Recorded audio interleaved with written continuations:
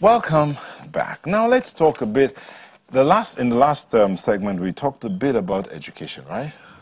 So let's talk a bit about connecting classrooms, a global education program delivered by the British Council in partnership with the UK Department for International Development.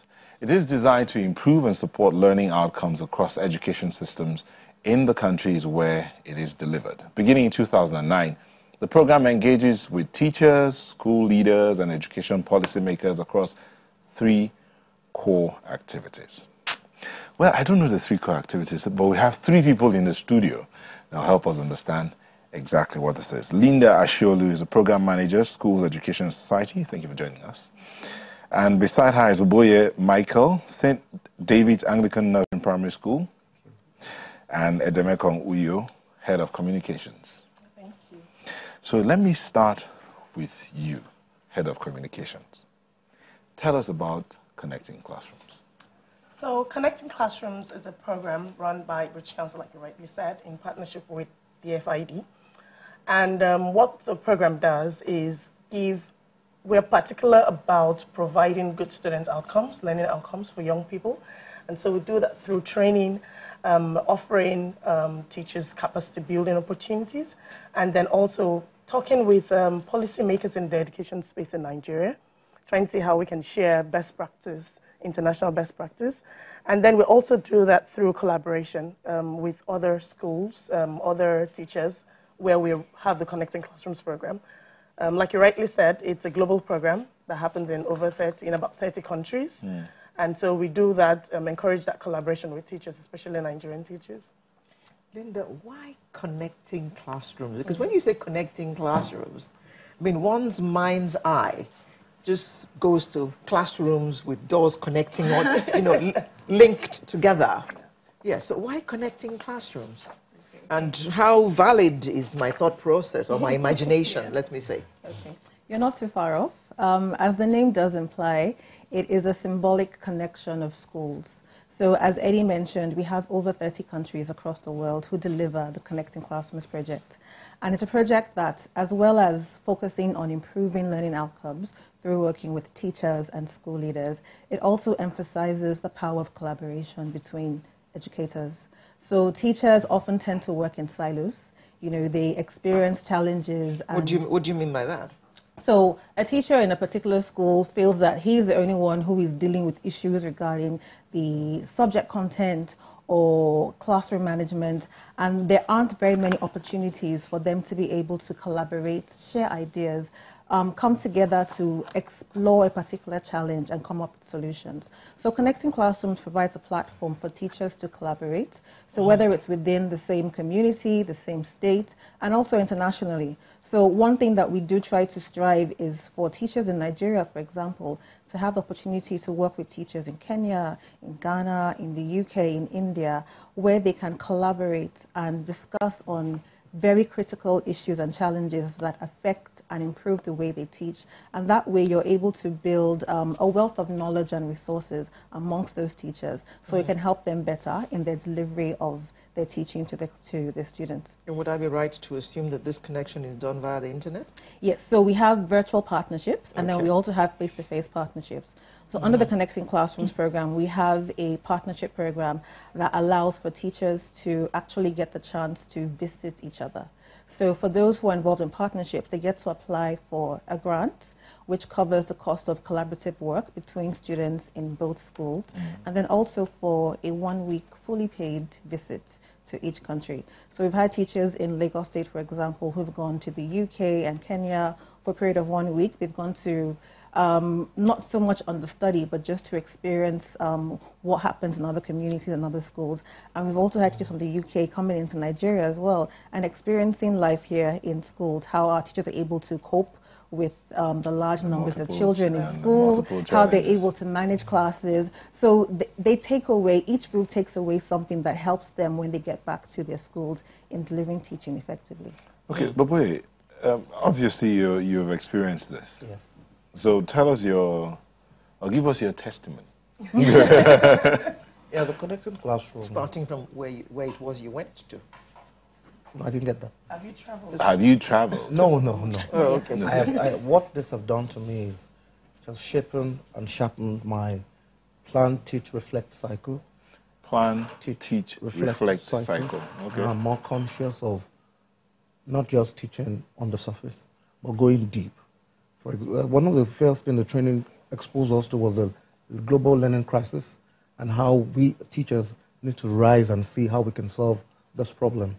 And the training also exposed us to some of the core skills that the global market is looking for. So we just can't continue being slave to the textbook. How can we inject aside the curriculum, how can we inject this core skills? Yeah, I was going to ask you about that. How do you handle that with the kind of curriculum we run? How do we inject that? And we've been exposed to so many teachers, like the need for injecting critical thinking into our lessons and collaboration, creativity and imagination. And the one that I found really very handy is a critical thinking. We can't but stop overemphasizing the need for our children to think. And what this means, it gives them this mental activity while planning our lesson. How do we inject? How do we ensure that the lesson is reflecting, is making the children think?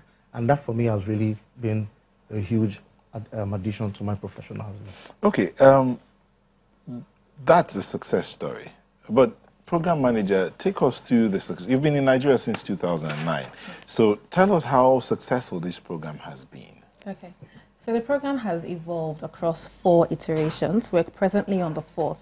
And in the first 2 iterations, which ran from 2009 to 2014, it was focused on global awareness. So creating and fostering cultural awareness amongst the different countries where we worked in.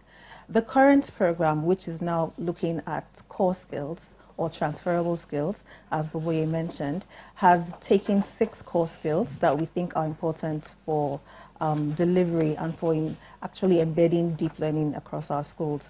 Across the years, we have seen that teachers have been able to improve their professional knowledge. They've been able to improve their pedagogy and teaching methodologies. So teachers like Boboye, for example, have been able to design new and relevant content for their teaching that connects with the learner. Because at the end of the day, we're trying to move the focus a little bit from teaching and bringing it into learning. Because as he mentioned, there is a global learning crisis, which basically means that we have children all over the world who are not learning. And there are 2 groups. There are those who are not able to go to school, and they're therefore not learning. But we have the ones who are in school, who go through 4, 6, 10 years, they come out of schools and they're not being able to learn. And that can only be linked back to the quality of teaching. So what this program does is that it shows teachers ways in which we can help the learners or helping them to teach the way the learners learn. So but is it focused on the urban areas, or are we looking at the rural areas as well? So we work through both. So for the program, we work directly with state governments, and we have teachers who are nominated to take part in the program. And for the most part, it cuts across the different localities in the various states. So in doing that, we're ensuring that we're able to reach as much as we can through every corner of the states. Okay. So how many classrooms are you connecting right now in how many countries? Oh, countries. Oh, I can speak for Nigeria. In Nigeria, between 2009 and now, we have been able to work with over 8,000 teachers who have come from about 1,000 plus, over 1,000 schools. Across Nigeria. Yes, across Nigeria. And in the coming years, we know that those numbers are going to grow. So we're looking to partner with more state governments so that we can also bring these resources into the schools. I failed to mention that the program we're talking about has a face-to-face component, which most teachers take advantage of. But for areas where we're not able to have the delivery of the face-to-face one, we have the online resources for teachers, and they're both absolutely free. So a teacher in Kano who cannot access the training in Abuja, for example, can log onto the internet and take on these courses for free, the same content that colleagues like Boboye would have done. Have you had instances where there was some kind of resistance to participation? Oh, that's an interesting one. Yes, it is. I think introducing change is always a challenge. Yeah. Boboye might be able to answer that a bit better because he's a beneficiary. Exactly. So he can probably tell you more about how initially most teachers feel like this is just some newfangled way of doing things that's not going to work. And then for those who actually take that leap of faith, they go back and they try one or two things and they experience some amazing results. I think Boboye does have very nice practical examples of taking whatever he learned from the training to his classroom. Yeah. See, so why didn't you tell us a testimony? It will take a whole lot of time if I have to start explaining. Start from somewhere. One of the things I think I've learned also is I have evidence to back all of this, what I'm saying. A picture evidence and some videos that can show. But the real thing here is the resistance, like she said, is key. People are resisting, and it's a bit, when anything comes, any novel idea has been injected into a system, yes, we would get that feel.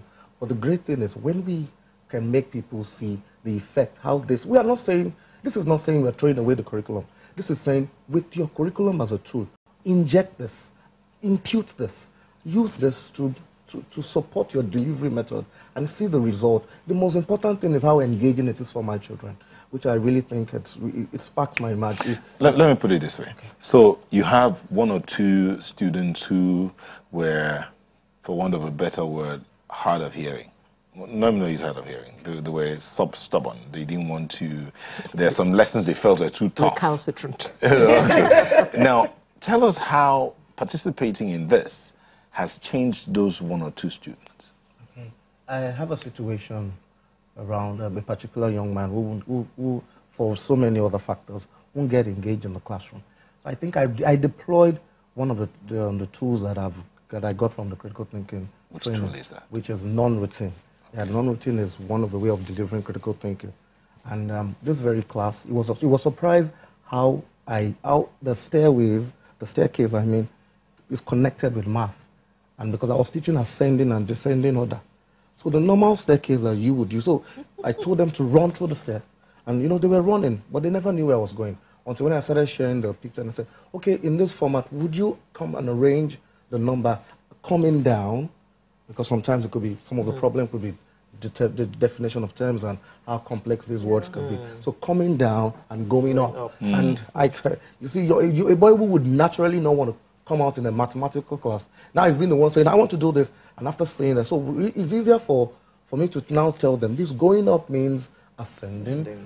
So the connection, that's why connecting classroom is saying, connecting the real life situation, connecting what is real within the classroom. And I think are you able to contribute to forming the curriculum for the students? That's not, presently I really think we do not have that situation in the States where I work.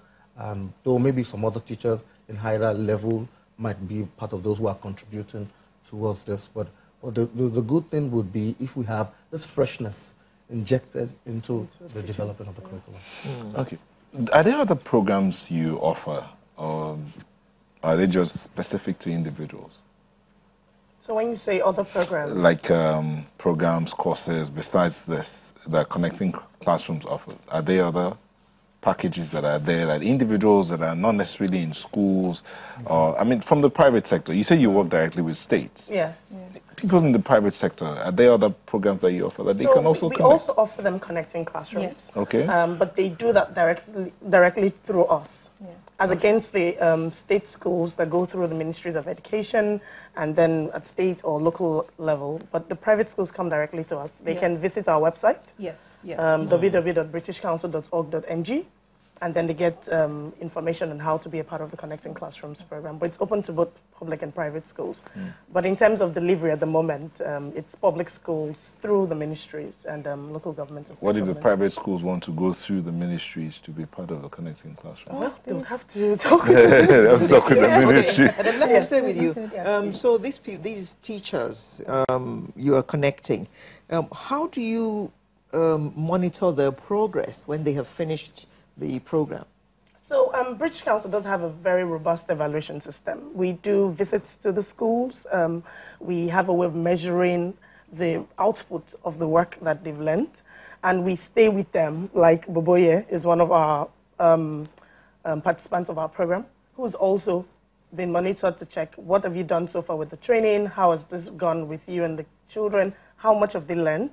But we're also looking at taken it a step further by talking with our ministries and current education agencies to see how we can embed it in the quality assurance units of those education agencies, to see how they can also check core skills in schools as well. What about the students that these teachers who have been involved in the training, the students that they're teaching? How do you check how much it's impacting on their learning? So the program started in 2009, and we have an evaluation metric that we go to check the quality of the teaching and also the learning outcomes from the children. Because for us, at the end of the day, the program is about the learning outcome. Yeah, really. It's about yes. the children. Yes. We're winding down now, so just tell us why this. What's the British Council benefiting from this program? Okay. Why connecting classrooms and why? What is the British Council? What are we benefiting? Good. Okay. We're benefiting from the ability to see young people who are able to take their place in the global society. So across the different countries where we're existing, what we want is to ensure that we are maintaining and sustaining the futures of those particular countries. So British Council is invested in the Nigerian education system. We're partners with the education government to make sure that we're able to achieve their goals and aspirations. And what this involves is ensuring that there's a system of education that meets the needs of the country and also the global world as we know it. So connecting classrooms contributes that little quota to ensuring that the young people who we have coming out of our schools are able to be equipped with the various core skills that they need to survive in today's world. Okay, before you came in, we had some people here, and we're talking about the fact that many Nigerians go to school, but they are not educated. Yeah. So that balance, is it possible to create that balance with this program? Can this program also be extended to adults, not just the children out there? Yes. I think it can be extended. But like I think you also know, we are very careful when it comes to measurements and being able to say, at the end of this program, this is what we've achieved in terms of the metrics. And for us, yes, adults can, but we think we still have a huge young people population that we need to address and deal with. And we're hoping that the more we do that through the program, we'll get the benefits associated as well. You were going to say something? Yeah. Yeah, I was just going to say that Eddie is quite right. But if any adults would like to take on the training, I mentioned that we have the online programs that are for free. And they're free, so they're accessible. Yeah. You might not be a teacher necessarily, but you might want to build up your creativity skills. You could actually sign up for the program and do it for free and help you. I mean, we think that all those 6 core skills are very vital for every single human being in today's world. Okay, So you say they can go online and Yes, it's yes, free. it's free. Yes. So where do they go? Okay, so our website is www.britishcouncil.org.ng. They can go there, or any of our social media handles. On Twitter, it's NGBritish. On Instagram is NGBritish. And Facebook is British Council Nigeria. So Okay. just send us a message and we'll reply almost immediately. Okay. Teacher. Final word. We need to take our education serious, and most especially for those younger generation. No nation can rise beyond the quality of its teacher. The government and all policy and stakeholders need to pay serious attention. I'm not saying mouth service, I'm saying serious attention. And this is what we believe the British Council has come to commit. And that's why we say a big thank you to them. Thank you very much. Linda Ashiolu, Program Manager, Schools, Education and Society, Boboye Michael, St. David's Anglican Nursery and Primary School, Lagos Island, and Edemekong Uyo, Head of Communications. Thank you. Thank you for sharing your Thank you for thoughts. having Thank you very much. Sunrise will be back in a moment. Please don't go away.